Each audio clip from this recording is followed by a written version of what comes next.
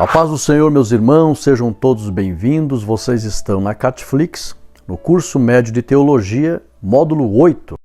Esse é o último módulo do curso.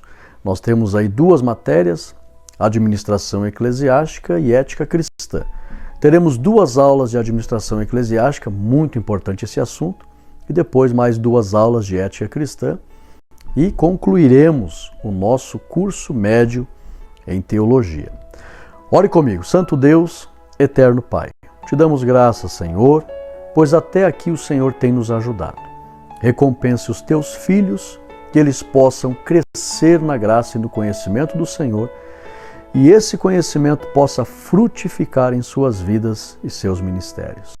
Para a honra e glória do teu nome, te agradecemos, em nome de Jesus. Amém e amém. Vem comigo, assista como se fosse um filme, bem tranquilo, depois você assiste de novo, as aulas são curtas, e depois você assiste tomando nota, ok? Administração eclesiástica.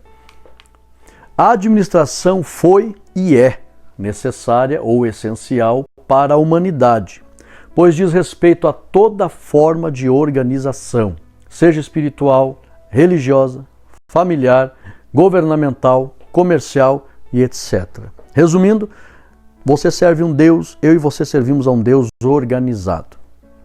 Então, se o reino de Deus é extremamente organizado, essa administração eclesiástica, ela reflete a organização do reino de Deus. E a organização deve permear todas as áreas da nossa vida. Letra B. A administração eclesiástica diz respeito a toda a organização nas diversas esferas da atuação da igreja, de Cristo na face dessa terra. Então, nós estamos vendo aqui a letra A organização ela deve estar envolvendo todas as esferas da vida do ser humano, mas o assunto é específico, a organização eclesiástica. Então, a igreja ela precisa estar enquadrada na questão da organização. E essa questão da organização, nós temos uma palavra que nós colocamos aqui, administração. Por que é importante esse conteúdo? Nós estamos vivendo a pós-modernidade, uma época onde a cada semana se abre um ministério novo. Cada esquina tem uma igreja. Será que as pessoas que querem abrir uma igreja estão conscientes da administração que precisa ter nessas igrejas? Então, com essa aula aqui você vai ver a importância de entender sobre a administração eclesiástica, principalmente para quem quer estar à frente de uma igreja, para quem é líder. Então, redobre a tua atenção. Letra C. É necessário administrar as questões envolvendo a vida espiritual, a liturgia dos cultos, os ministérios, os departamentos e as finanças, com extrema administração. Extrema. Vem comigo. Vamos lá. Você vai gostar muito dessa matéria. Teoria geral da administração. Administração científica, o que é isso? Agora aqui uma teoria geral, tá? Só para você ter ideia o quanto esse assunto é amplo e importante. A administração científica se ocupa na organização das tarefas e suas ações. Então, toda uma questão de elaborar um projeto. A administração científica. Letra B. A administração clássica se ocupa na organização das estruturas burocráticas, delegar tarefas, fazer líderes. A administração clássica, estrutura burocrática, inclusive envolvendo documentação. Letra C. A administração das relações humanas se ocupa diretamente com as pessoas, que é uma área que me chama muito a atenção. É tanto que na área das humanas eu tenho procurado me especializar em todas essas áreas. Por isso que, só abrir um parênteses aqui, para a glória de Deus, não estou tocando trombeta nem me exaltando, mas para você ver que a gente percebe a necessidade. Então, nós buscamos uma formação na área teológica, que é a mãe das ciências, nós buscamos uma informação na área histórica, que é muito importante, a história, e agora estamos cursando psicologia, para entender melhor o ser humano. Por quê? Porque a administração das relações humanas é fundamental. Saber se relacionar com as pessoas. Letra D. A administração dos sistemas se ocupa com a organização do meio ambiente. toda a questão de infraestrutura. Toda. Letra aí. A administração da contingência, o que é isso? Se ocupa com a tecnologia. Hoje, se você não estiver habituado com a tecnologia, não vai conseguir acompanhar o desenvolvimento das coisas e também as relações. Então, teoria geral da administração. Olhe quantas áreas é importante a administração. Científica, clássica, das relações humanas, dos sistemas e da contingência. Vamos lá? A administração eclesiástica. Essa matéria aqui é muito boa para reuniões de obreiros, para capacitação de obreiros. E você que pastor, mas eu não sou obreiro, eu sou um membro. Você tem que ter consciência de como deve ser o comportamento da liderança diante desse assunto, a administração. Administração eclesiástica. Processos administrativos. Esse processo possui 5 pilares que são dentro da administração eclesiástica. Primeiro pilar, prever. Segundo, organizar. Terceiro, comandar. Quarto, coordenar. Quinto, controlar. Prever, organizar, comandar, coordenar, controlar. Tudo isso diz respeito à administração eclesiástica. Vem comigo, vamos se aprofundar. Planejamento. O planejamento visa a elaboração dos objetivos e metas.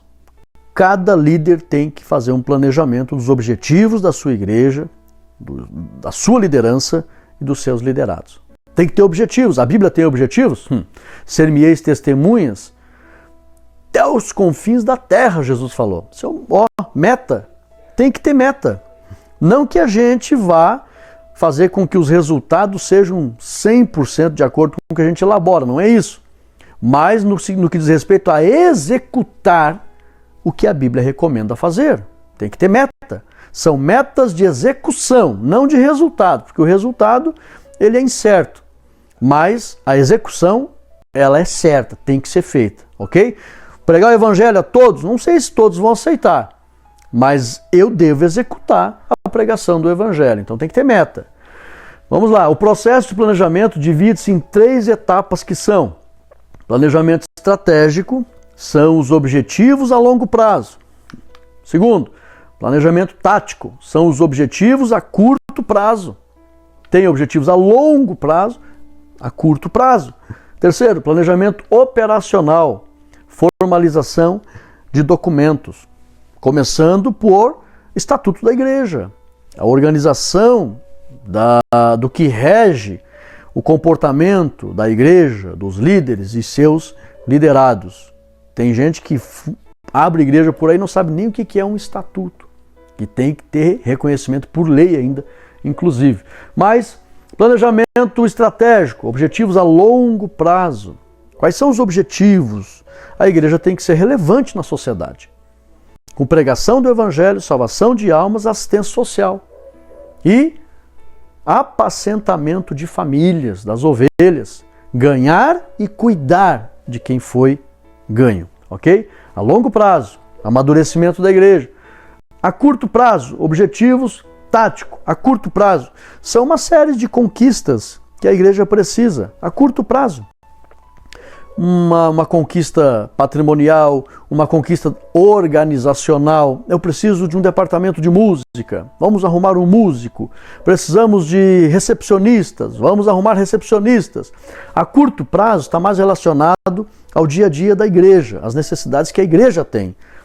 A longo prazo está mais relacionado às finalidades do evangelho, em relação à existência da igreja em uma sociedade. Fica fácil para entender, né? Vem comigo. Organização.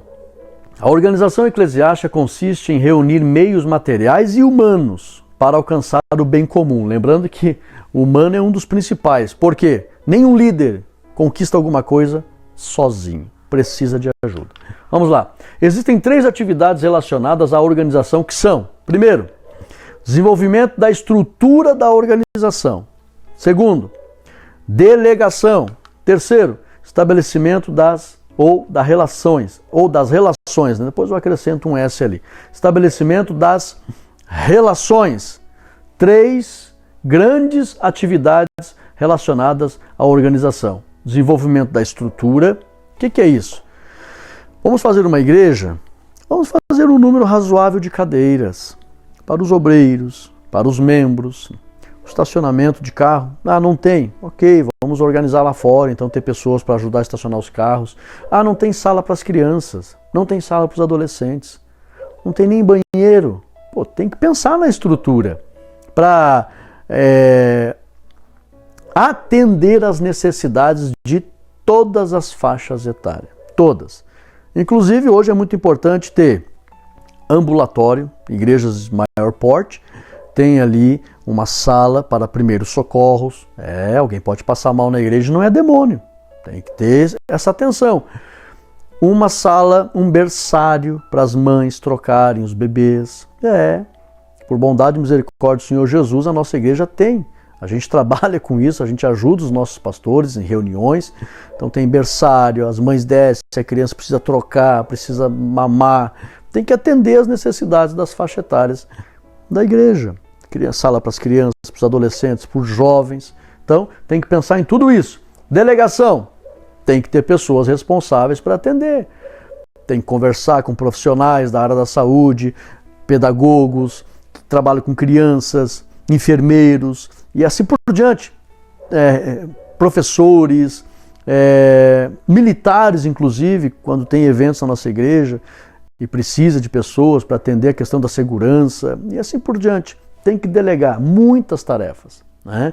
Círculo de oração, irmãos que são mais voltados ao evangelismo e etc. Consagração, a questão da assistência social, uma série de áreas, de frentes de trabalhos que existem na igreja que a gente tem que delegar tarefa. Em resumo, ninguém faz nada sozinho.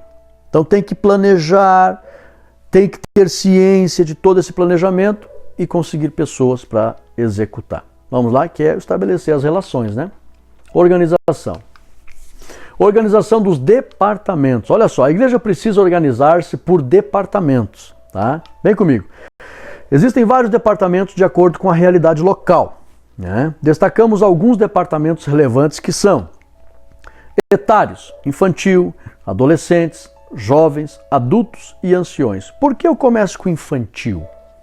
Pastor, por que o senhor não começou pelos anciões? Jesus falou para Pedro: Pedro, tu me amas? Sim, Senhor. Apacente os cordeirinhos, os mais novos, tanto na fé como dar uma atenção especial para as crianças. Que a gente consegue, primeiramente, mantê-los diante de Deus. A gente consegue trabalhar com a criança. Um novo convertido, se você der uma atenção, consegue firmar ele. A criança também, bem cuidada, ela cresce com bons princípios. Então a igreja tem que focar na faixa etária, principalmente os novos convertidos e, especificamente, literalmente, as crianças, para que a gente possa aí salvar uma geração. E depois você vai trabalhando todas as demais faixas etárias. Letra B, ação social, departamento fundamental.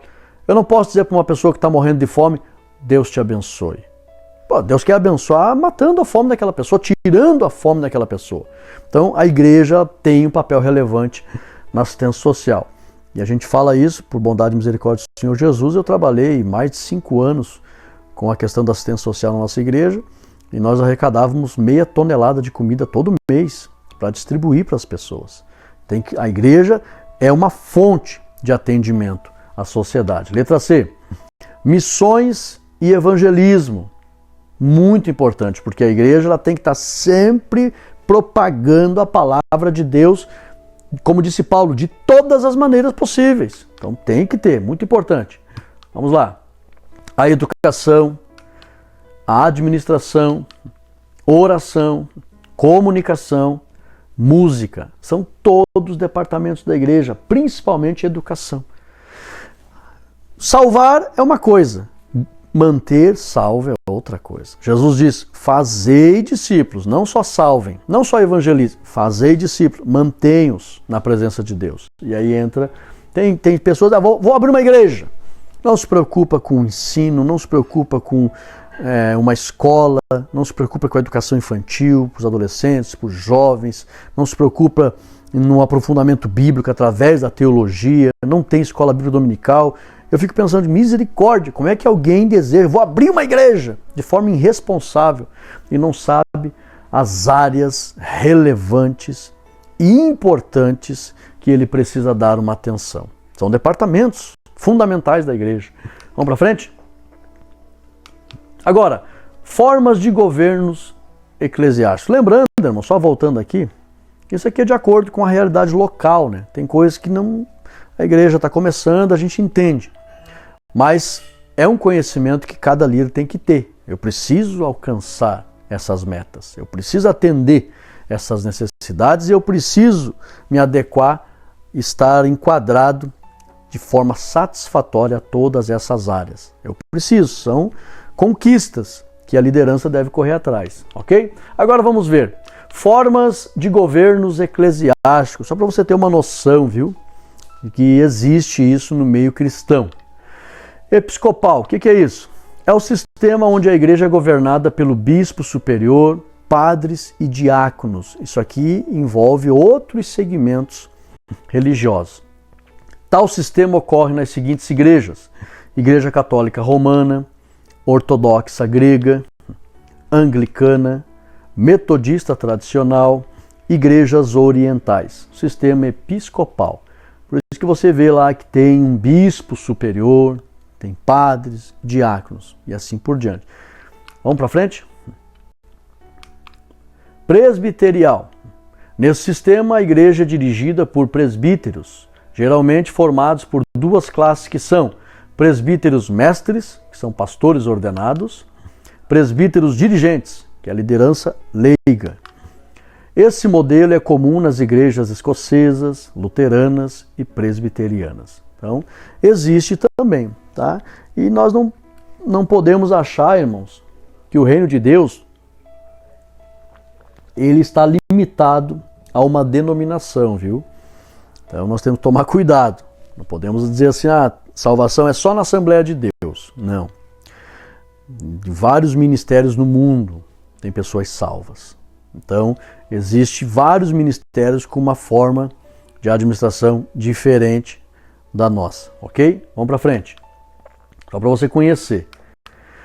Congregacional. Nesse modelo de organização, as igrejas locais são independentes em suas decisões e administração. Esse modelo se encontra em igrejas como batistas, congregacionais, outros grupos evangélicos, inclusive a Ministério Quadrangular e assim por diante. A administração é local, né? Existe uma irmandade, existe uma sede.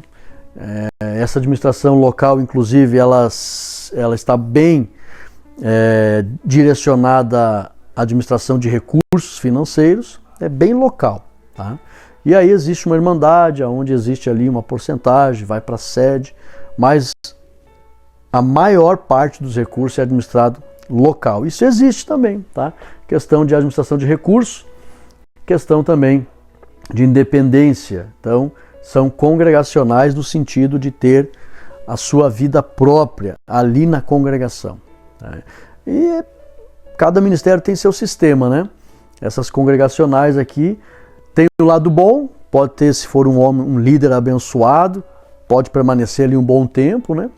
Mas se não for tão abençoado assim, e ele tem uma certa independência de ficar ali, é claro que existe uma diretoria, existe os membros, né? E se a pessoa não está se adequando, por ser congregacional, os membros podem tirar também esse líder. Mas tem um lado bom e tem o lado negativo.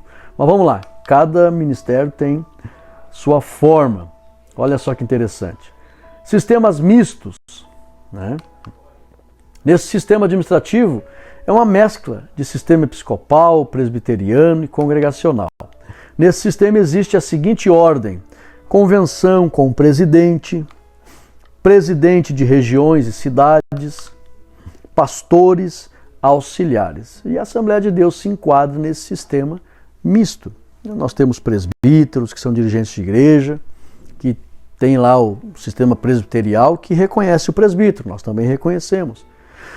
Porém, nós temos ali o nosso pastor-presidente, que é o presidente de toda uma região, aí tem os pastores locais, presidentes locais, tem os pastores auxiliares. Geralmente, nesse sistema misto, a grande maioria, a administração financeira, ela é central e depois ocorre a distribuição, os recursos vão para uma sede, depois são distribuídos, diferente da congregacional, que a maior parte dos recursos ficam na congregação e eles administram ali com vida própria, aquela congregação de acordo com os recursos que entram ali. Então, cada ministério tem um sistema para você conhecer que em administração eclesiástica você aprende que tem vários tipos de administração, ok? Aqui é uma igreja da Assembleia de Deus, né? Olha lá, AD. Bonito o templo, né? Vamos lá? Propósitos da igreja quanto à organização. Existem pelo menos 5 propósitos da igreja que são adoração, evangelização, discipulado, comunhão, serviço. Então, propósitos da igreja quanto à organização. Toda a igreja que existe, existe para isso. Adoração, evangelização, discipulado, comunhão e serviço. Serviço perante o mundo e uns para com os outros. Então, a pessoa está ciente, eu vou abrir uma igreja, ou vou fazer parte de uma igreja, você vai viver essa realidade aqui, ó. Adoração, evangelização, discipulado, comunhão, serviço. Então, esse é o propósito da organização. Atividades, só para você aí reforçar o conhecimento. Cite algumas áreas onde a administração ou a organização é fundamental. Isso aqui é uma atividade para você testar o teu conhecimento aí. 2. Cite algumas áreas da administração eclesiástica. 3. Com o que se ocupa a administração das relações humanas? 4. Qual a diferença entre planejamento estratégico e tático? 5. Cite alguns departamentos importantes na organização da igreja. Só para você aí reforçar o conhecimento. Vamos para frente? Cite uma igreja que tem modelo episcopal. Cite uma igreja com modelo presbiterial. Cite uma igreja com modelo congregacional. Cite uma igreja com modelo misto. Cite os 5 propósitos da organização da igreja. Acabamos de ver, né? Tá fácil, tá fresquinho. Vamos lá? Estilos de liderança. Estilo ditatorial. Vamos aqui na administração eclesiástica, a gente aprende os estilos de liderança, né? Por isso que eu disse que é um assunto importante, principalmente para líderes. Estilo ditatorial. ênfase na disciplina e a característica está na centralização do poder. Isso aqui não é muito saudável, esse estilo, né? Letra B, estilo autoritário, ênfase no poder e a característica é que não aceita críticas. Letra C, estilo consultivo, ênfase na empatia e a característica está na descentralização do poder. Interessante, né? D, estilo participativo, ênfase na equipe e a característica está na delegação. Olha, né? Muito bom esse estilo, né? Vamos para frente. Gestão financeira, muito importante. A expressão sem fins lucrativos não significa que as organizações não possam desenvolver a gestão financeira de suas unidades. Estas devem administrar os valores e aplicar em benefício de suas organizações. Então a igreja não tem fins lucrativos, mas isso não significa que ela não tenha o dever de administrar os recursos em favor da comunidade cristã. Vamos lá? Dízimos e ofertas. Só voltar aqui, isso mesmo. Dízimos e ofertas. O dízimo é a expressão da dependência de Deus. Opa, depois eu vou colocar ali, né? Como fonte primária de qualquer tipo de posse. Então, o dízimo, ela é a expressão da dependência de Deus como fonte primária de qualquer tipo de posse. Ou seja, tudo que temos vem das mãos do Senhor. O próprio sábio Salomão escreveu isso em Eclesiastes. Tudo que o homem recebe de bens materiais é dom de Deus. É uma dádiva da parte de Deus. Tudo vem de Deus. O próprio Deus falou para Ageu, né, capítulo 2, minha é a prata, meu é o ouro. Então tudo vem das mãos de Deus. É também a maneira de sustentar os ministros que foram designados por Deus em favor de sua obra na terra. Os irmãos, não se preocupem que eu vou colocar em maiúsculo aqui, tá? Um errinho simples de digitação ali, mas a gente corrige para os irmãos poderem baixar os slides ali. Então o que acontece é que não existe como os servos do Senhor serem sustentados exclusivamente para trabalhar na obra sem os dízimos. Então é muito importante. O próprio Paulo questiona isso. E você acha que Deus mandou não atar a boca do boi Porque ele estava preocupado com bois. Aí Paulo explica aos coríntios, a nosso respeito que Deus deixou escrito isso. Então, digno é o obreiro do seu salário. Quem vive do altar, quem ministra no altar, deve viver do altar. Então, é por isso que é importante os dízimos e as ofertas. A expressão do amor e do cuidado com os necessitados. Existem muitas necessidades na comunidade cristã que depende dos dízimos e das ofertas. Expressão de adoração e gratidão por parte dos filhos de Deus. Expressão de responsabilidade com a manutenção da obra de Deus e sua expansão. Dízimo é uma questão de gratidão. Os servos de Deus, desde Adão, que já oferecia sacrifício, né, Abel, Caim oferecendo para Deus, qual era a ideia ali? Reconhecer que estava vindo tudo das mãos de Deus. A ideia que eles tinham diante de Deus era isso, nós reconhecemos que essas bênçãos que colhemos vêm das tuas mãos, que esses animais é o Senhor que está abençoando para que a gente possa tê-los. Então nós reconhecemos. E aí desde Adão até Moisés, que passa em torno aí de 2.600 anos, não tinha Bíblia escrita e eles devolviam dízimos. Abraão devolveu o dízimo ao Senhor, já tinha lá o primeiro sacerdote comunitário, que foi Melquisedeque, recebeu o dízimo, Abraão entendeu que ele precisava, era um sacerdote, trabalhava com o serviço religioso, Abraão vai lá e devolve o dízimo, tudo com aquela consciência, tudo vem das mãos de Deus. Então, o dízimo eu costumo ensinar que ele não é obrigado, eu não posso obrigar, no sentido não de não ser um mandamento. A questão tem que ser voluntário. Ninguém pode obrigar alguém a devolver o dízimo, mas nós da liderança devemos ensinar a todos que o dízimo é um dever. E quem falou que o dízimo é um dever foi Jesus. Confere lá em Mateus capítulo 23, versículo 23, a parte B. Jesus diz, deveis devolver o dízimo, deveis fazer essas coisas, mas façam baseado nos princípios de fé, misericórdia, que ele fala assim, vocês não devem omitir a justiça, a misericórdia e a fé. Não omito essas coisas. Deveis fazer essas coisas, que é devolver o dízimo, sem omitir as outras, que é a fé, a misericórdia e a justiça. Então, o dízimo, nós temos que entender também, o escritor aos Hebreus, ele escreveu a sua epístola aos Hebreus décadas depois que o Senhor Jesus já tinha subido ao céu.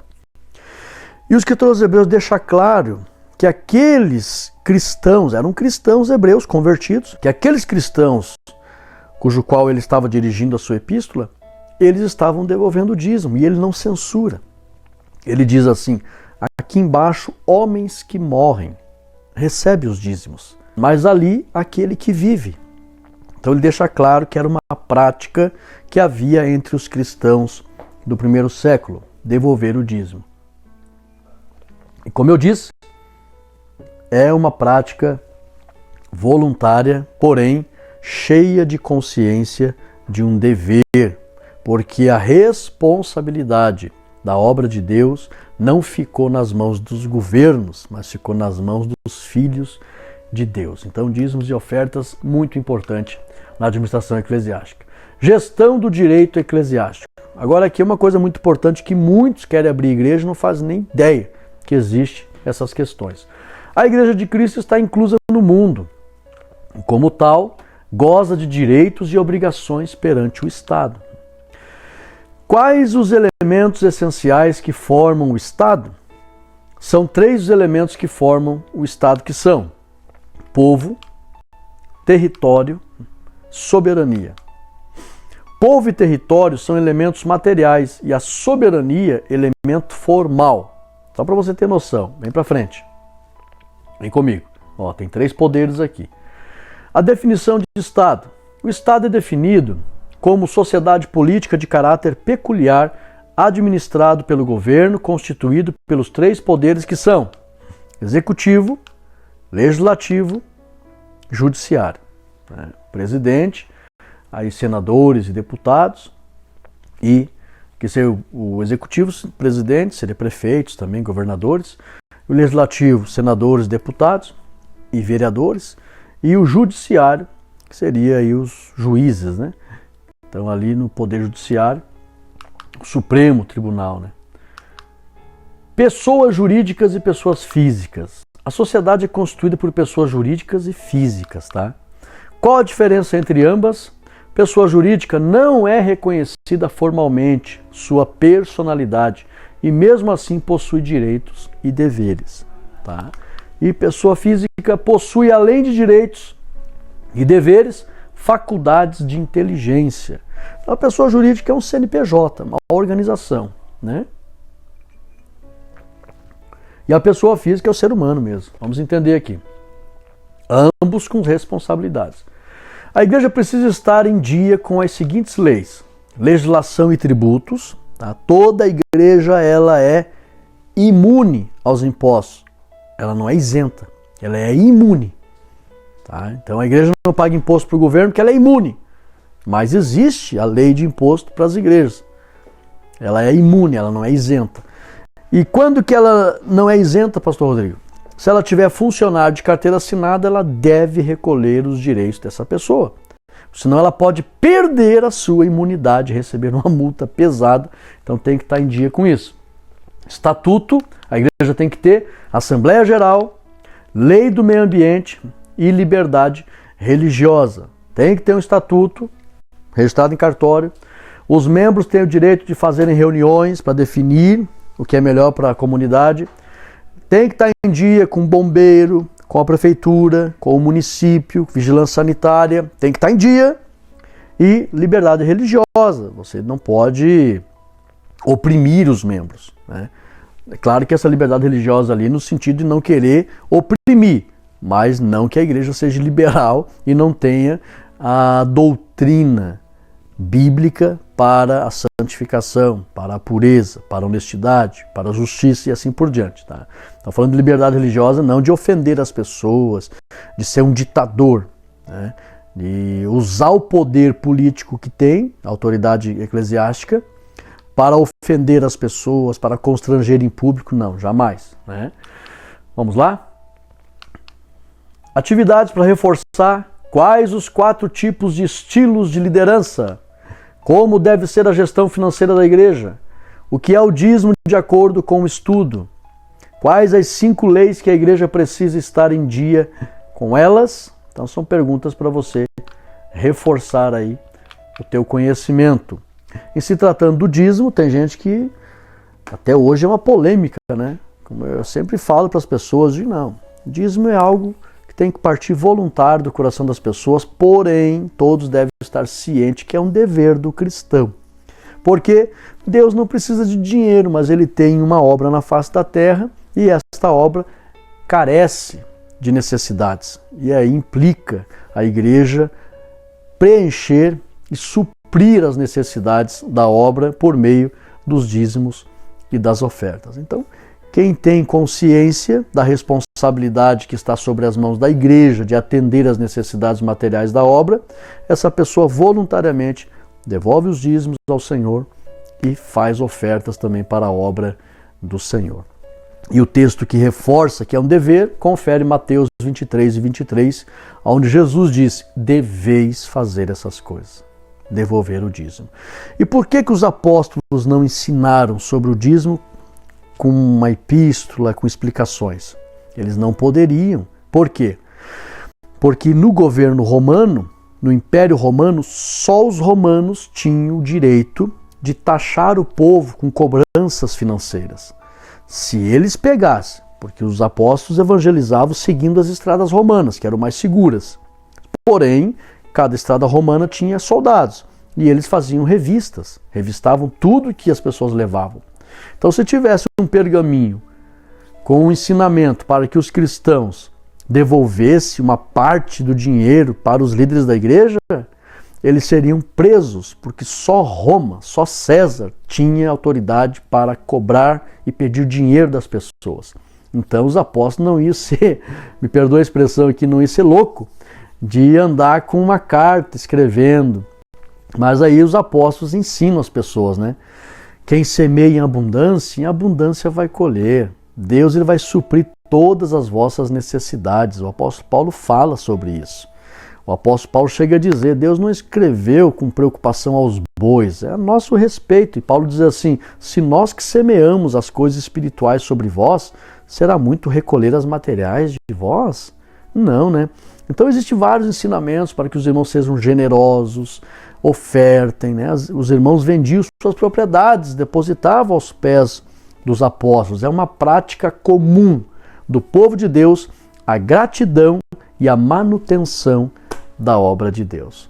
Vamos orar? Encerramos a nossa primeira aula de administração eclesiástica. É um conhecimento que você precisa ter, principalmente se você é um líder, deseja, né, um dia, Deus tem um projeto comigo, atender uma congregação, pastorear uma igreja, tem que estar ciente das responsabilidades da administração eclesiástica. E para você que é membro, deve saber como que deve ser o comportamento da liderança em relação aos seus compromissos. Ore comigo. Santo Deus, eterno Pai, te damos graças, Senhor, por este ensinamento tão importante, a administração eclesiástica. Nos dê sabedoria para que possamos estar em dia com tudo aquilo que devemos organizar na Tua obra. Abençoe os Teus filhos, que eles possam servir de bênção para a Tua obra. É a minha oração, no nome de Jesus. Amém e amém. Tome posse desta bênção, um forte abraço e até a próxima aula. Fique na paz.